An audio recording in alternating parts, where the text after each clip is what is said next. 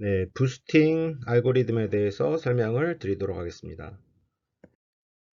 네, 부스팅 방법론은 이제 앙상블 계열의 모델로 알려져 있는데요. 자, 앙상블 모델의 대표적인 것이 랜덤 포레스트라는 게 있습니다. 그래서 여러분들 랜덤 포레스트 모델을 먼저 복습하시고 이번 강의를 들으시면 좀 더 쉽게 이해를 하실 수 있으실 겁니다. 자, 먼저 부스팅 알고리즘에 대한 그 전반적인 개요를 먼저 설명을 드릴 텐데요. 자, 여기서 부스팅은 여러 개의 러닝 모델을 순차적으로 구축한다 이렇게 얘기를 했습니다. 여기서의 키워드는 순차적이에요. 자, 순차적이라는 거는 순서가 있는 거죠. 그래서 모델을 한 방에 이렇게 딱 구축하는 것이 아니라 이렇게 순차적으로 시퀀셜하게 구축한다라는 것이 핵심입니다. 이제 여러 개의 모델을 사용했으니까 앙상블이라는 얘기를 썼고요. 자, 여기서 사용하는 러닝 모델은 베이스 모델은 매우 단순한 모델이다. 단순한 모델의 정의는 뭐냐면 model that slightly better than chance. 어떤 chance보다 약간 더 좋은 모델. 그러니까 이진분류기에서 정확도가 0.5보다는 조금 좋은 그런 모델을 우리가 단순한 모델이라고 정의를 합니다. 자, 순차적이라는 것은 말씀드렸다시피 모델 구축의 순서를 고려한다라는 것이고요. 자, 그 다음에 각 단계에서 베이스 러너를 학습하여 이전 단계의 베이스 러너의 단점을 보완합니다. 자, 여기서는 이 정도로 설명을 드리고 어떻게 보완하고 뭐가 단점이고 그 단점을 어떻게 보완하는지는 제가 또 설명을 드리도록 하겠습니다. 자, 그래서 계속 그 단계를 거치면서 모델이 점차 강해집니다. 그래서 우리가 이 모델의 이름을 부스팅이라고 부른 거예요. 그래서 여러분들 부스팅이라는 것을 사전에서 한번 찾아보시면 이렇게 강건해진다, 좀 더 건강해진다, 뭔가 빵빵해진다, 이제 이런 어떤 의미거든요. 그래서 어떤 단계를 거치면서 모델이 점점 더 정확해진다, 이런 의미로 보시면 될 것 같아요. 자, 그럼 부스팅 알고리즘에는 이제 여러 가지가 있는데 가장 이제 기본적인 것이 어댑티브 부스팅. 우리가 이제 아다 부스트 혹은 에이다 부스트 이렇게 이제 부르는 부스팅 알고리즘의 가장 기본이 되는 거고요. 그다음에 그 이후에 gradient boosting machines, XG boosting, 또 light gradient boost machine, 뭐 cat boost 뭐 이런 것들이 쭉 이렇게 개발되어 왔습니다. 근데 여기서 여러분들이 그 처음 에이다 부스트만 정확하게 이해를 하시면 나머지는 이제 조금 더 아이디어를 이렇게 더하는 거거든요. 그래서 이제 우리 이번 강의에서는 에이다 부스트와 그라디안 부스팅 머신에 대해서 좀 집중적으로 설명을 드리도록 하겠습니다. 자, 어댑티브 부스팅, 에이다 부스트는 특징이 이래요.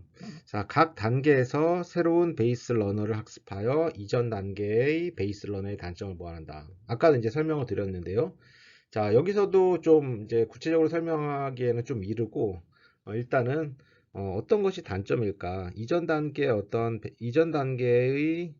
어떤 베이스 러너가 어떤 단점이 있을 거죠. 단점이 있으니까 이 단점을 보완한다 이렇게 얘기를 했는데 뭐 아직까지는 여러분들 좀 헷갈릴 수 있어요. 계속 한번 따라와 보시고요. 자, 그 다음에 트레이닝 에러가 큰 관측치의 선택 확률을 높이고 트레이닝 에러가 작은 관측치의 선택 확률을 낮춘다 이렇게 얘기를 했고요. 이것이 뭐냐면 오분류한 관측치에 보다 집중한다. 그래서 모든 관측치별로 에러를 보는 거예요. 맞죠? 그래서 어떤 관측치는 우리가 정분류를 했을 것도 있고 어떤 관측치는 오분류한 관측치도 있지 않겠습니까? 그럼 우리가 집중해야 될 거는 어떤 거예요? 정분류한 거는 크게 신경 쓸 필요 없잖아요. 제대로 정분류를 했으니까. 근데 오분류를 했다면 왜 오분류를 했을까? 그래서 그 오분류한 그 관측치에 좀 더 가중을 두자라는 것입니다.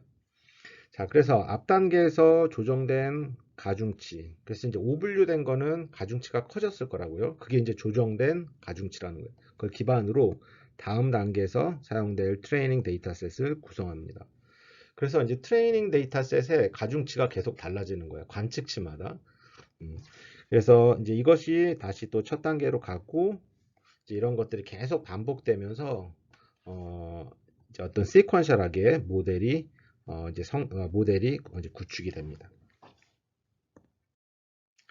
자, 그러면 좀 자세하게 볼게요. 자, 보통 이제 알고리즘을 우리가 표현할 때는 이렇게 표현하는데, 이제 알고리즘이라는 것은 뭐냐면, 알고리즘은 어떤 문제가 주어졌을 때 그 문제를 풀기 위한 어떤 방법론들의 집합이에요. 그렇죠? 그래서 여기서는 쭉 방법론들이 있는데 이런 것들을 잘 모아 놓은 거죠.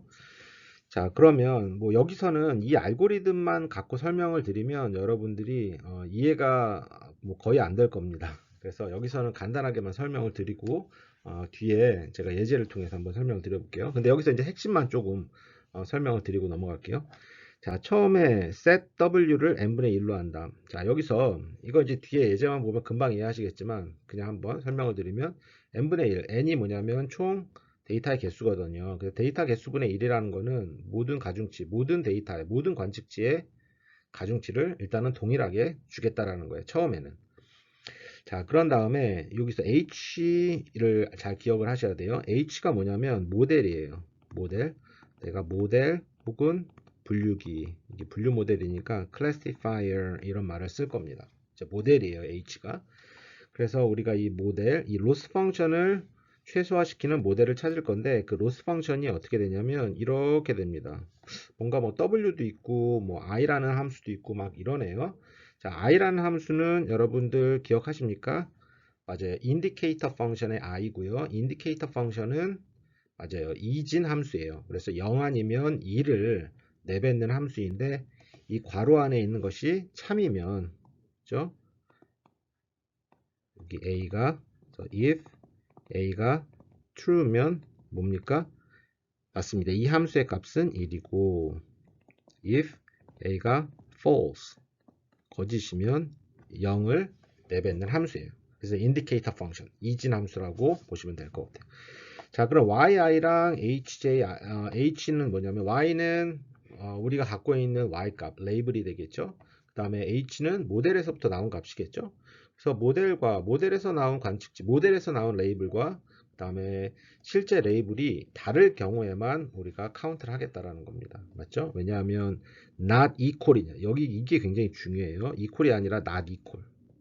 제가 파란색으로 할게요. not equal. not equal인 경우에만 우리가 카운트를 하겠다라는 겁니다. 자, 그래서 이 정도로 가고요. 그 다음에 이제 로스 펑션 L을 구하면 우리가 이제 알파라는 거를 또 정의를 할 건데 이 알파와 로스 펑션의 관계는 이렇게 돼요. 자, 그러면 이제 이 관계를 알파랑 L의 관계만 조금 설명을 드리고 제가 뒤에 예제로 바로 넘어갈게요. 지금 아마 여러분들 좀 답답하실 거예요. 지금 이거 갖고 이해를 하시기라는 건 거의 좀 불가능해요.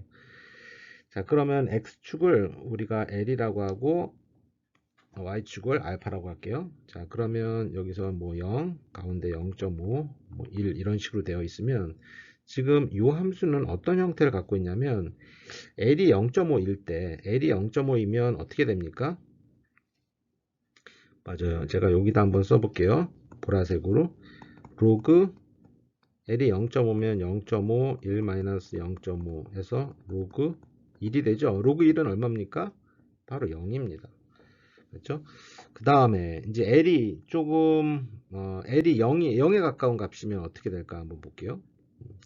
L이 0에 가까운 값이면 이게 0에 가까운 값이면 1이 되고 이게 0에 가까워서 굉장히 큰 값이 될 거야. 맞죠? 로그 굉장히 큰 값. 그렇기 때문에 알파는 무한대에 간다. 이렇게. 그래서 이 함수를 그려보면 이런 식으로 그려져요. 여기서 0.5에서 0으로 떨어지고 L이 0이나 1로 갈 때 알파는 굉장히 큰 값이 된다는 겁니다. 자, 그러면 L이 0.5라는 건 뭐냐면 로스 펑션이 0.5라는 건 어떤 의미를 가질까? 그렇죠? 여기다 한번 써볼게요. 로스 펑션이 0.5라는 거는 알파가 지금 얼마가 됐냐면 0이 됐거든요. 이건 무슨 의미냐? 이거는 매우 헷갈린 경우예요. 로스 펑션이 0.5라는 거는 반밖에 못 맞췄다라는 거잖아요. 그래서 이거는 어떻게 보면 제가 이렇게 쓸게요. 매우 헷갈린 경우. 맞죠? 매우 헷갈린 경우. 그 다음에 LJ가 0에 가까우면 어떻게 되냐면 알파 J는 굉장히 큰 값으로 가게 됩니다. 어떤 B 값으로 가게 되고 무한대로 가게 되겠죠. 이 경우는 뭐냐면 로스 값이 0이니까 퍼펙트한 경우죠. 우리가 어떤 퍼펙트한 경우 그때는 알파 값이 크다. 자, 지금 여기서는 제가 정확한 어떤 깊은 속 얘기를 이렇게 설명을 안 드렸기 때문에 무슨 얘기인지 잘 모르실 수 있지만 일단은 L과 알파의 관계를 이 정도로 이해하시고 넘어가시면 좋을 것 같아요. 자, 그 알파를 여기다 집어넣을 겁니다.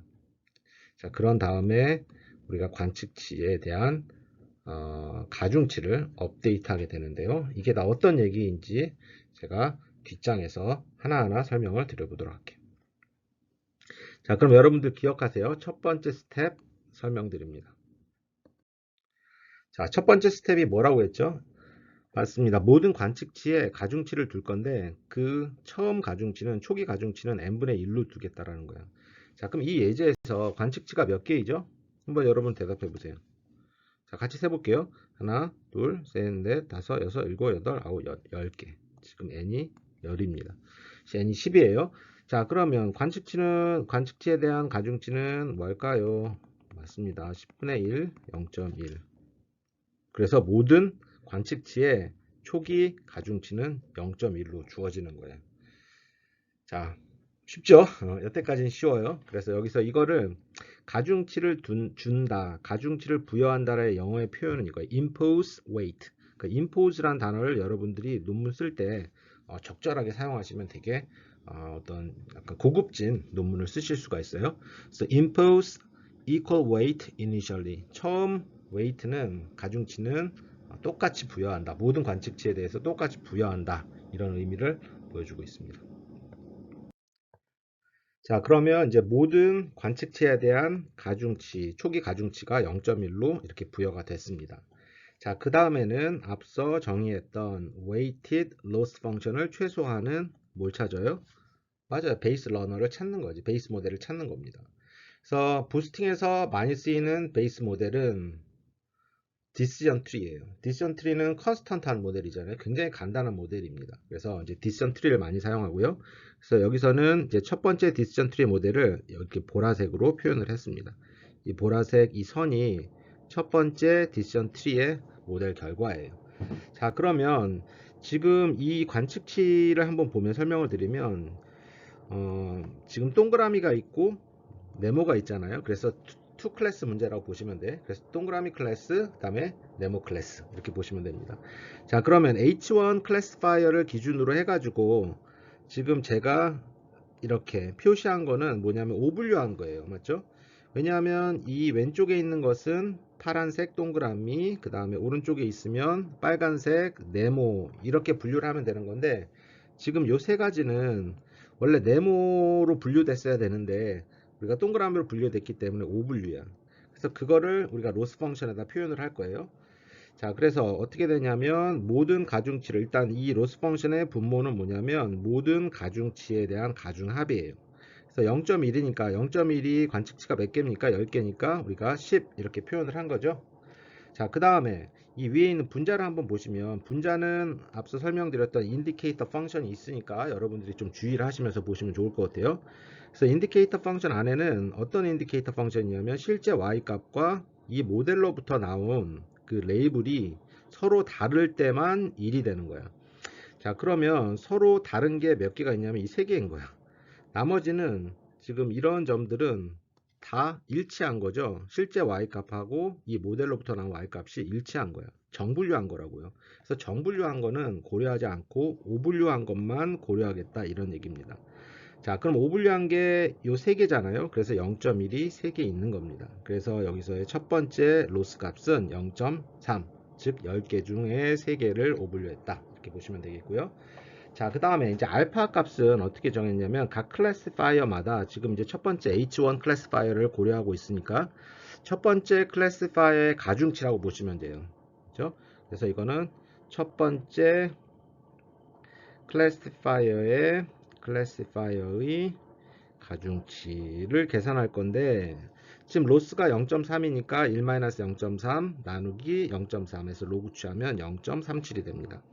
자, 그런 다음에 어떻게 하냐면 이걸 이용을 해가지고 모든 관측치에 대해서 우리가 다시 가중치를 업데이트 할 거예요. 현재는 0.1로 동일하게 줬잖아요. 그러면 이제 0.37을 이용해가지고 오분류한 거는 가중치를 제가 크게 준다라고 했어요? 작게 준다라고 했어요? 크게 주고, 맞아요. 정분류한 거는 그냥 두겠다는 거예요. 자, 그러면 어떻게 그렇게 바꾸나 한번 볼게요. 자, 먼저 정분류한 거는 지금 W1은 WI는 0.1이었으니까 2에 어떻게 하냐면 알파가 0.37이고 그 다음에 여기 있는 것도 인디케이터 펑션이 있네요. 지금 정분류했냐 아니면 오분류했냐, 오분류했냐 이렇게 물어본 거잖아요. 그래서 오분류했냐, 이거는 정분류했기 때문에 이 괄호 안에 있는 게 false야. 그렇기 때문에 0이 되고, 그 다음에 2의 영승은 1이니까 그냥 0.1로 남는 겁니다. 그래서 정분류한 관측치의 가중치는 변하지 않아. 0.1로 그대로 간다. 자, 반면에 이제 오분류한 가중치를 한번 보겠는데요. 오분류한 가중치는 아까 0.37에 대해서 0.37이었고요. 이 알파가.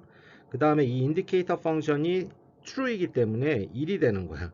그래서 0.14가 되고, 오분류한 관측치는 다 0.14로 바뀌게 됨을 알 수가 있습니다. 자, 어때요?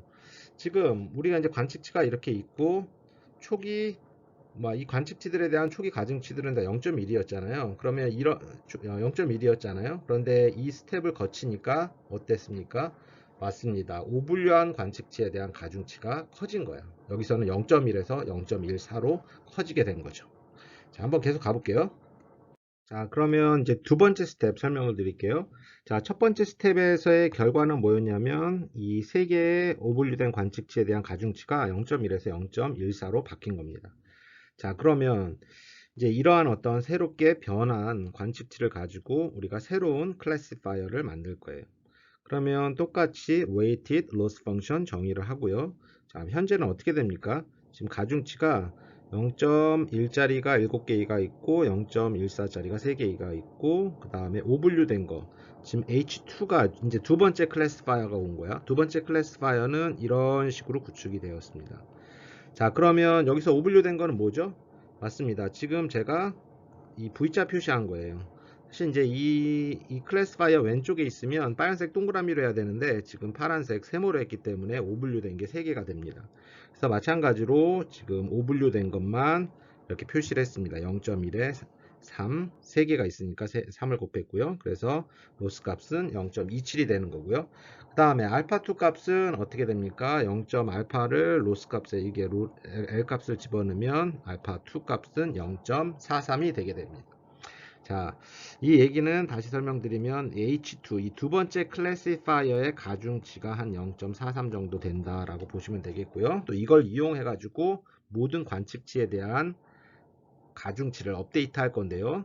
다 하진 않고 우리가 오분류한 것만 업데이트를 할 거예요. 그러면 지금 뭐 결론부터 말씀을 드리면 일단 오분류한 게 이게 3개잖아요. 이 3개에 대한 관측치만 변할 겁니다. 자, 그럼 정분류한 거는 변하지가 않고 0.1이나 0.14로 그냥 두고요. 그 다음에 오분류한 이 3개는 어떻게 되냐면 0.1에다가 0.43 알파2 값이 여기 들어갔고 그 다음에 여기 해당하는 것 0.15로 바뀌게 됩니다. 그래서 0.1이 어떻게 바뀌었습니까? 0.15 가중치가 커진 거예요. 그래서 제가 네모의 크기도 좀 크게 한 거예요. 맞죠? 자, 그러면 이제 두 번째 클래시파이어 H2X까지 우리가 만들어줬죠.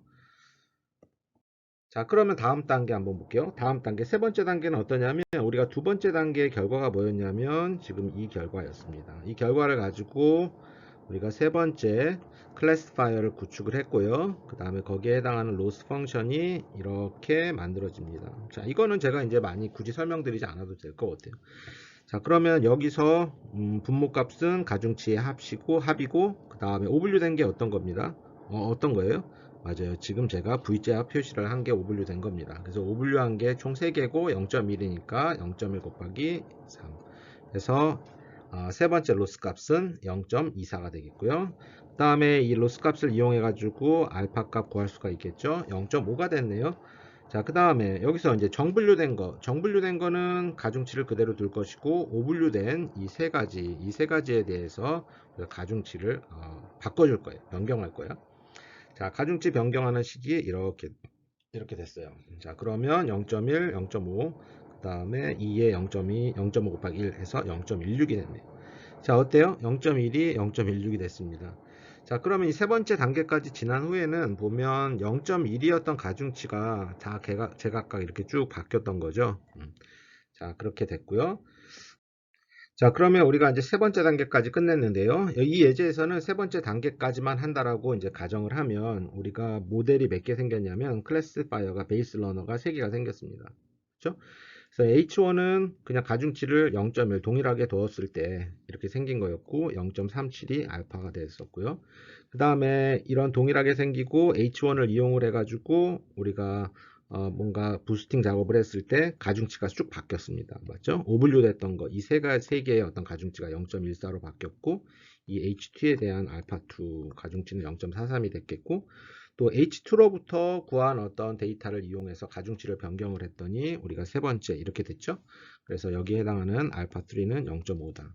그래서 이 세 개의 클래시파이어를 H1X, H2X, H3X 이 세 개의 클래시파이어를 가중합을 취하면 어떤 모델이 우리가 만들어진다. 어때요? 여러 개의 모델을 합쳐서 하나의 모델을 만들었죠. 그래서 우리 앙상블 계열의 모델이라고 하고요. 그래서 우리가 최종 모델을 이렇게 그림으로 이렇게 표현을 하면 이런 식으로 표현할 수가 있겠습니다. 어때요? 자, 이 클래스파이어에 의하면, 이 세 개 클래스파이어에 의하면, 우리가 여기에 의하면 동그라미, 여기는 동그라미, 여기는 네모, 여기 네모, 여기 네모. 그렇기 때문에 어떤 퍼펙트한 클래스파이어가 얻어진 그런 예제를 보여드리고 있습니다. 자, 그러면 이제 에이다 부스트를 우리가 설명을 좀 드렸기 때문에, 예제를 통해 설명을 드렸기 때문에 다시 한번 이 알고리즘을 보면 이제 충분히 이해가 되실 겁니다. 자, 첫 번째는 어땠어요? 관측치마다 가중치를 부여하는데 그 가중치는 관측치의 개수분의 1, 즉 동일한 가중치를 둔다. 자, 그런 다음에 우리가 어떤 스텝이 돌아가는데요. 어떻게 했냐면 weighted loss 펑션을 정의를 했습니다. 그렇죠? weighted loss 펑션을 정의하고 이 loss 펑션을 최소로 하는 어떤 클래시파이어를 찾고 이 클래시파이어는 보통 굉장히 단순한 모델, 의사결정 나무 이런 모델을 많이 사용한다라고 했습니다. 그래서 여기서 우리가 이걸 찾고 그 다음에 여기서부터 로스 펑션을 구하면 이 L로부터 알파 값을 구하고 알파 값을 구하는 이유는 뭐냐면 각 관측치에 그 가중치를 업데이트 하려고 하는 거예요. 그래서 이 식은 조금 복잡하게 보이지만 다른 게 아니라 정분류한 관측치는 그대로 두고 가중치를 그 다음 우분류한 관측치에 대해서만 가중치를 좀 크게 주겠다라는 겁니다. 그렇게 되면 데이터가 좀 바뀔 거잖아요. 트레이닝 데이터가 바뀌잖아요. 트레이닝 데이터가 바뀐다라는 트레이닝 데이터에 대한 가중치가 바뀐다라는 소리죠. 그래서 두 번째 모델을 만들 때서부터는 맞습니다. 그 전에 오분류한 관측치에 조금 더 우리가 강조를 두겠다라는 겁니다. 이런 식으로 해가지고 우리가 이 M은 우리가 정해야 돼. 그래서 앞에 보여드렸던 예제에서는 우리가 3으로 그냥 둔 거죠. 그래서 세 개의 클래스파이어를 만들어가지고 그걸 이제 가중합에 취한 거고요. 그래서 이제 M을 정한 다음에 그 M개의 클래스파이어가 얻어지면 우리가 그것을 다 가중합을 구한다. 자, 그 이 클래스파이어에 대한 가중치는 뭡니까? 알파. 이 알파 값이 되게 되는 겁니다. 자, 그러면 지금까지 설명드렸던 에이다 부스트를 좀 그림으로 한번 설명을 드려보면요. 이런 거죠. 그래서 트레이닝 샘플이 있고 우리가 어떤 클래스파이어를 만들고 그 클래스파이어에 따라서 또 웨이트가 결정될 거죠. 이제 처음 가중치는 동일하게 해주고요. 그래서 웨이트 샘플을 이용해 가지고 두 번째 클래스파이어가 만들어지고 또 세 번째 웨이트 샘플 이용해 가지고 세 번째 클래스파이어가 만들어지고 뭐 이런 식으로 쭉 만들어지는 거예요. 이런 클래스파이어들을 쭉 가중합을 취하면 최종적으로 어떤 부스팅 모델이 만들어진다. 즉 H1 만들고 이를 바탕으로 또 H2를 만들고 또 이를 바탕으로 H3를 만들고 이런 식으로 시퀀셜하게 순차적으로 모델을 구축하는 방법이라고 볼 수 있습니다. 자, 그러면 싱글 모델과 또 랜덤 포레스트에서 이용했던 배깅, 그 다음에 지금 설명드렸던 부스팅과는 어떤 차이점이 있는지 한번 설명을 드리도록 하겠습니다. 싱글 모델이란 거는 트레이닝 데이터가 한 개가 있는 거예요. 한 개의 트레이닝 데이터로부터 한 개의 모델을 만드는 것. 그게 이제 싱글 모델이고요. 배깅은 뭐냐면 하나의 트레이닝 샘플로부터 일단 여러 개의 샘플을 만들어. 우리 랜덤 포레스트에서는 어떤 테크닉을 이용했냐면 부스트랩이라는 테크닉을 이용했죠. 그렇죠? 부스트랩을 이용해 가지고 여러 개의 샘플을 만든 다음에 그로부터 각각 모델을 구하고 이 모델을 가중합을 취한 것이 바로 랜덤 포레스트의 핵심 아이디어였습니다. 자, 부스팅은 좀 비슷한데 이렇게 패러럴하게 샘플을 만들고 각각의 모델을 만든 다음에 가중합을 취하는 것이 아니라 하나의 트레이닝 샘플이 있으면 그걸로부터 모델을 만들고 또 거기서부터 나오는 어떤 정보를 이용해 가지고 새로운 샘플을 만들고 새로운 샘플을 만든다라는 것은 가중치를 변경했다라는 겁니다. 가중치를 업데이트했다라는 거죠. 그래서 업데이트된 가중치에 대한 트레이닝 샘플을 이용해서 또 새로운 모델을 만들고 또 이걸 이용해서 새롭게 가중치를 업데이트하고 또 이를 이용해서 새로운 모델을 만들고 이런 식으로 해서 모델을 쭉 만들어 가지고 이 모델들을 다 나중에 더하면 그게 바로 부스팅 모델이 된다라고 했습니다. 자, 그래서 여기서 이제 키워드는 패러럴과 시퀀셜이 되겠죠. 자, 그러면 여태까지는 우리가 부스팅 모델의 가장 기본이 되는 어댑티브 부스팅, 에이다 부스트 알고리즘에 대해 설명을 드렸고요. 이제 그 다음에 나온 이제 버전이 뭐냐면 그라디언트 부스팅 머신, GBM이라고 부르는 알고리즘인데요. 이것도 굉장히 파워풀하게 사용이 되고 있습니다. 자, 일단 GBM은 말 그대로 부스팅을 할 건데 어떻게 할 거냐면 그라디언트를 이용할 거라는 겁니다. 자, 그래서 이거에 대한 자세한 설명은 뒷장에서 이제 할게요. 먼저 이제 개념에 대해 설명을 드리면 일단 첫 번째 단계의 모델, 여기서 쓰는 그 베이스 모델은 디시전 트리예요. 그래서 모델을 이용해서 y를 예측하고 또 리지주얼을 정의해. 리지주얼이 뭐였죠? 실제 y 값과 모델에서부터 나온 y 값의 차이였죠. 그래서 y와 y 햇의 차이였어요. 이 리지주얼 값을 또다시 모델을 한다는 거예요. 두 번째 트리 모델을 이용해 가지고 또 여기서 발생한 리지주얼을 세 번째 트리로. 이러면 어떻게 되냐면 점점 리지주얼은 작아진다. 리지주얼이 작아진다는 건 뭐냐면 실제랑 예측한 y값의 차이가 작아진다는 거니까 점점 정확해지겠죠. 그래서 이 모든 트리 값을 다 더하면 최종적으로 이제 부스팅된 모델이 만들어진다. 자, 이 그림에서 자세하게 설명이 좀 되고 있는데요. 자, 맨 처음에 첫 번째 그림은 뭐냐면 이제 x와 y. 실제 이제 x와 y가 이렇게 되어 있고 초록색이 이제 ground truth 정답이에요. 자, 그러면 이 부스팅을 이용을 해가지고 어떻게 할 것이냐. 첫 번째 트리는 뭐냐면 트리 모델을 이용해가지고 우리가 이 데이터를 핏한 거예요. 그렇죠? 자, 두 번째 트리는 요 점들이 뭐냐면 이 점들이 어디서부터 나온 점들이냐면 요 점들이 이 첫 번째 트리 모델, 이 파란색 선과 실제 y 값의 차이예요. 그 차이가 두 번째 지금 제가 별표 칠하고 있는 발음이 잘 안 되네요. 별표를 칠하고 있는 요 그래프의 이 점들입니다. 그래서 여기는 어떻게 보면 첫 번째 트리로부터 나오는 리지주얼 값이라고 볼 수 있잖아요. 그 리지주얼 값을 트리로 모델링 한 거예요. 자, 그럼 세 번째는 어떨 것 같아요? 맞습니다. 두 번째 트리로부터 나오는 리지주얼 값.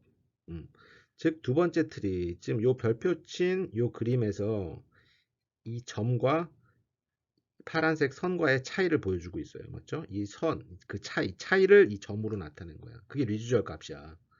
그 리지주얼 값을 다시 세 번째 트리 모델로 피팅한 것이 이렇게 된다라는 겁니다. 그래서 최종적으로 이 세 개를 다 더하면 맞죠? 첫 번째 트리, 두 번째 트리, 세 번째 트리를 다 더하면 이게 gradient boosted 모델이 된다라는 겁니다. 자, 여기서 아이디어는 뭐냐면 일단은 러프하게 첫 번째 트리를 이용해 가지고 핏을 하는 겁니다. 그러면 이제 나머지 우리가 부족한 부분, 놓친 부분이 있을 거잖아요. 그 놓친 부분은 그 리지주얼이라고 하고 그 놓친 부분을 두 번째 트리로 핏하고 두 번째 트리에서도 놓친 부분 그게 이제 또 리지주얼일 거잖아요. 그 리지주얼을 또 세 번째 트리로 또 세 번째 트리에 못 놓친 건 네 번째로 이런 식으로 해가지고 리지주얼을 계속 모델링해서 거기서부터 나온 어떤 모델을 최종적으로 다 더하는 이제 그런 어떤 아이디어라고 보시면 될 것 같아요. 자, 그러면 왜 그라디언트라고 불렀을까? 거기서부터 설명을 한번 드려볼게요. 사실 그라디언트라는 그런 용어를 들으면 일반인들 입장에서는 조금 되게 어렵게 느껴진다. 그런 어떤 얘기를 많이 하세요.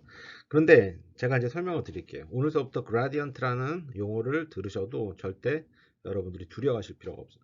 자, 그라디언트라는 건 뭐냐면 그냥 미분이라고 생각하시면 돼요. 그죠? 미분. 물론 이제 미분도 쉬운 개념은 아니야. 그런데 여기서 이제 나오는 우리가 알아야 될 그만큼은 그렇게 어렵지 않으니까 너무 두려워하지 마시고 한번 따라와 보세요. 자, 지금 제가 여기서 보여드리고 있는 요 식이 뭐죠? 로스 펑션이잖아요. 실제 y값하고 모델로부터 나온 y값의 차이의 제곱. 그 다음에 다 더하고 2분의 1로 나눠준. 이게 어떤 티피컬한 로스 펑션이에요. MSE, mean square error 로스 펑션입니다. 자, 이거를 우리가 미분할 거예요. 그라디언트 값을 구한다라는 거는 미분한다라는 거예요. 뭘로 미분할 거냐면 fx로 미분할 거예요. 자, fx로 미분하면 어떻게 되냐면 요 2 나와서 2분의 1과 합쳐져 가지고 1이 되고요. 그 다음에 fx로 미분했으니까 fx 앞에 있는 개수 마이너스 1이 마이너스로 나오고 이런 식으로 됩니다. 결국 이 로스 펑션의 그라디언트는 뭐냐면 이 로스 펑션을 fx로 미분한 그런 어떤 결과라고 보시면 돼요. 그래서 이게 바로 그라디언트예요. 그렇죠? 자, 그라디언트인데 이걸 한번 가만히 보면 y랑 fx의 차이야. 자, y는 실제 y 값이고 fx는 모델로부터 나온 y 값이에요. 이게 뭐예요? 이게 뭐야? 이게 리지주얼이잖아요. 어? 그라디언트 값을 구했는데 이게 리지주얼. 정확히 얘기하면 마이너스 리지주얼이다. 그렇죠? 그럼 다시 하게 얘기하면 리지주얼은 뭐냐면 마이너스 그라디언트. 이거를 조금 더 유식하게 네거티브 그라디언트 이렇게 얘기를 합니다. 결국은 제가 앞에 쭉 개념을 설명드렸잖아요. 맞죠? 그라디언트 부스팅 머신은 GBM은 뭘 사용한다라고 했어요? 리지주얼 사용한다고 했잖아요. 그러면 이제 리지주얼이란 용어를 사용하면 더 좋은데 좀 더 멋있게 보이려고 그라디언트라는 말을 쓴 거예요. 사실은 리지주얼 부스팅 머신 이렇게 쓰면 더 직관적일 수 있죠. 맞죠? 그래서 리지주얼 부스팅 머신, 리지주얼이 결국 그라디언트다. 정확히 얘기하면 리지주얼이 여기서 얘기하는 네거티브 그라디언트가 된다. 그라디언트에다 마이너스 취하면 리지주얼이 된다라는 겁니다. 그래서 우리가 결국 이제 리지주얼을 이용할 건데 그것이 결국 네거티브 그라디언트니까 그 이름을 그라디언트라고 붙여준 것 뿐이에요. 자, 그럼 이제 앞으로는 그라디언트 잊어버리시면 돼요. 우리가 알고 있는 리지주얼이다. 그렇죠? 자, 그러면 이거를 또 그림으로 한번 설명을 드려볼게요. 실제 오리지널 데이터셋이 이렇게 있어. x랑 y가 이렇게 있고요. 그 다음에 y를 우리가 fx 어떤 클래스파이어를 이용해 가지고 모델링을 했어. 그럼 실제 y 값이 있고 그다음 모델로부터 나온 y 값이 f 값이야. 그래서 그라디언트는 뭐야? 리지주얼이라고 했잖아요. 이게 리지주얼이야. 정확히 얘기하면 마이너스 그라디언트가 리지주얼이 되는 거고요. 실제 y 값하고 모델로부터 나온 y 값. 이 값을 이게 리지주얼이잖아. 이 값을 y 값으로 사용하겠다라는 겁니다. 여기서 이제 두 번째 modified dataset은 어떻게 돼? 이 리지주얼 값이 y가 되는 거야. 새로운 y. 이게 y가 돼. y가 이게 오리지널 y고 y 프라임. 그렇죠?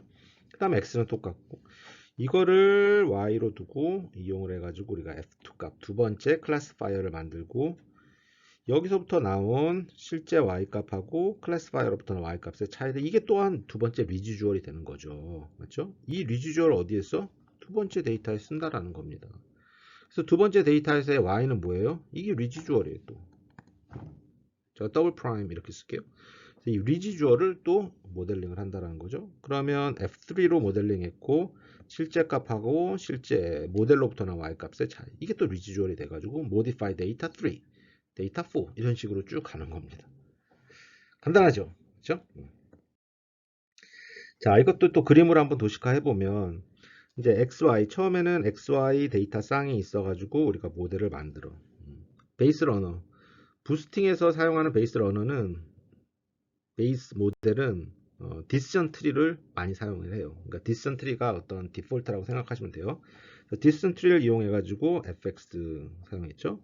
그래서 fx랑 실제 y 값의 차이를 리지주얼이라고 했잖아요. 그렇죠? 그 리지주얼을 또 x랑 모델을 하는 거죠. 그다음에 이런 식으로 쭉 가서 쭉 가는 거예요. 이게 총 몇 개?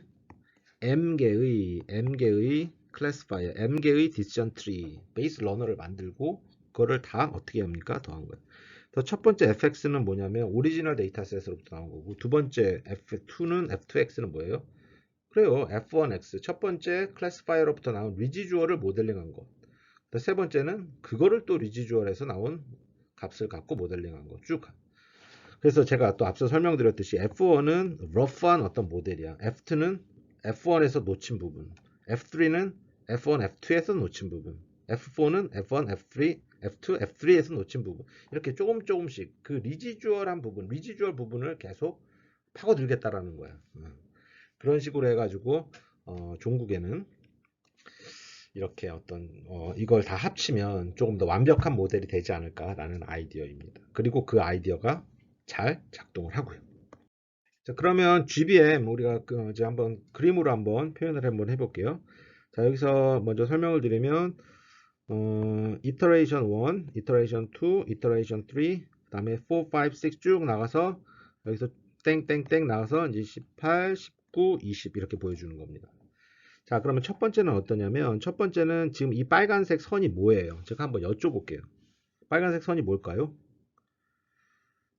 지금 뭐 망설이시는 분들이 꽤 많은데 뭐예요? 이거 망설일 필요가 없어. 이거 디시전 트리 모델이에요. 디시전 트리 모델로부터 나온 어떤 결과 값이에요. 그죠? 디시전 트리 모델이 나왔어.